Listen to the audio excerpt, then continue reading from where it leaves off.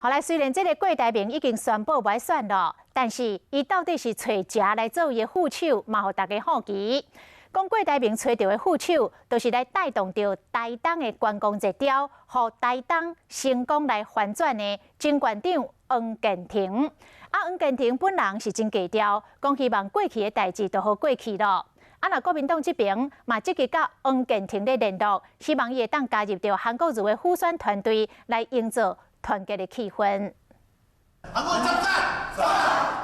针对成立韩国瑜台东县辅选团队，拢交由由国民党籍台东县长赵庆玲亲自领军，发挥上大战斗力。但是好亲像减一位关键人物。我相信我们的黄健庭县长，他以他的智慧跟高度，他应该是不会脱党去支持其他的候选人。